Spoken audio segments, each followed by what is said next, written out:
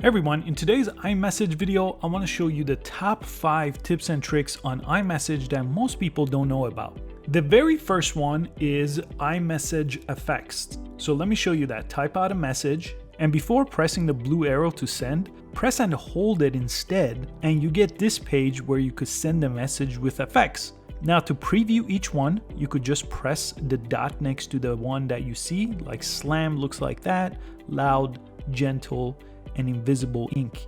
They all will have that effect when you send a message. Right now it's not being sent till you press the blue arrow one more time. There's also on the top of the page the screen effects. Press that and it takes you to a whole different page. And if you see all the dots on the bottom, if you scroll left here, there's a bunch of different effects that you could apply to your message that change the background. So you have the screen effects and you have the bubble effects that you could apply to your message. So I'll do the slam this time, I'll press the up arrow, and just like that, the message is sent.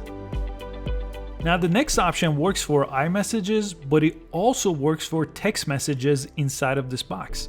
And all you have to do is when you receive a message, press and hold on that message and you'll get these reactions. Reacting to iMessages is a great way to quickly reply without having to type anything out. So if you want to give this a heart, just press the heart option and it creates that kind of effect on top of that message. Now the person on the other side will also see that effect. Next option is forwarding iMessages. And this is not to copy and paste a text message or an iMessage. This is actually forwarding it. Press and hold on the message that you want to forward and then press the more option. And when you get to this page, it will have that message with the little check mark next to it. And you could press the arrow on the bottom of the page and that will let you forward the message. So you could type out the person you want to forward this to on top and then press send. It's a very useful option to forward messages this way because you could forward multiple messages by selecting multiple messages here and pressing the forward option, and you don't have to copy and paste each individual message.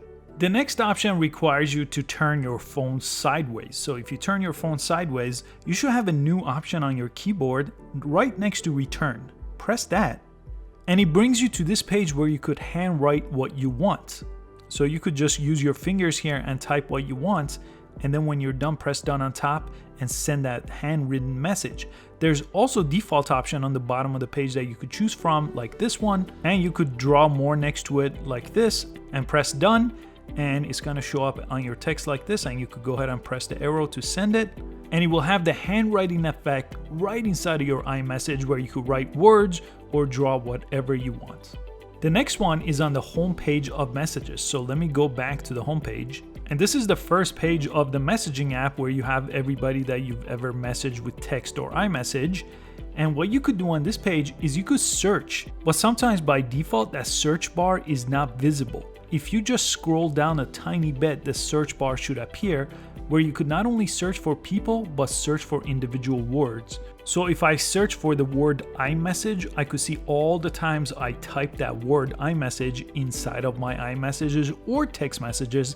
This searches everything. And it has a microphone option too, so you could press that and you could just search with voice as well. So it's not only text search, but voice search for all your messages, so you don't have to ever manually look for a message again.